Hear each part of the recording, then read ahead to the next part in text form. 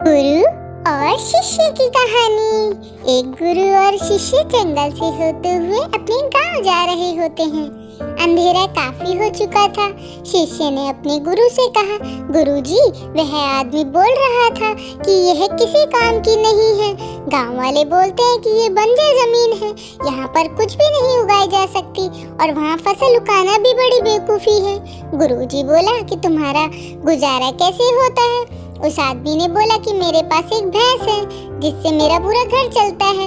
ये सुनने के बाद गुरुजी उस आदमी के घर में सो जाते हैं और रात में जब सब सो रहे होते हैं तब गुरुजी अपने शिष्य को उठाते हैं। उस गरीब आदमी की भैंस लेकर अपने गांव चले जाते हैं।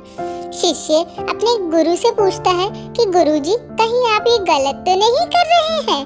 उस गरीब आदमी की रोजी रोटी इसी भैंस की वजह से चलती है। तो गुरुजी अपने शिष्य की तरफ देखते हैं और मुस्कुराते हुए आगे बढ़ जाते हैं। उस बात को तकरीबन 10 साल गुजर जाते हैं और जो गुरु का शिष्य था ना, वह बहुत बड़ा गुरु बन चुका था।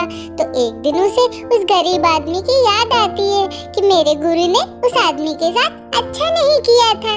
मुझे एक बार चल के देखना चाहिए कि वह आदमी अब किस परिस्थिति में है। वह शिष्य उस गांव की तरफ जाता है और वहां जैसे ही पहुंचता है तो वह देखता है कि जहां पर उस गरीब आदमी का झोपड़ा था, वहां पर एक बड़ा ही आलीशान महल बन चुका था और उस झोपड़ी के बाहर जो बंजर जमीन थी, उस पर फल और फूलों की बागीचे थे। तभी उधर से उस घर का मालिक आता है। शिष्य उसे पहचान लेता है और उस आदमी को बोलता है कि तुमने मुझे पहचाना? मैं अपने गुरुजी के साथ आया था। हमने एक रात के लिए आपके यहाँ पे रुके भी थे। वह आदमी उसे पहचान लेता है और बोलता है कि उस रात में आप कहाँ चले गए थे?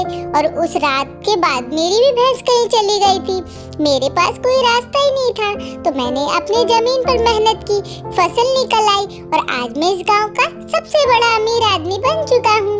ये सुनने के बाद शिष्य के आंखों में अपने गुरुजी के लिए आंसू आ गए। उसे ये बात अब समझ आई और वो रोने लगा। इस कहानी से हमें ये सीख मिलती है कि हमारे अंदर ऐसी बहुत सी टैलेंट छुपी हुई है, लेकिन हमें कोई ना कोई चीज रोक कर रखी है। वो आपकी फैमिली वाले भी हो सकते हैं, आपकी कोई जॉब भी हो सकती है और कुछ और भी हो सकता है। देखिए, आपके पास भी तो भैंस जैसी कोई दूसरी चीज तो नहीं है जिसने आपको आगे बढ़ने से रोक रखा है। Thanks for watching. आज की हमारी ये स्टोरी आपको कैसी लगी? प्लीज हमें जरूर बताएं।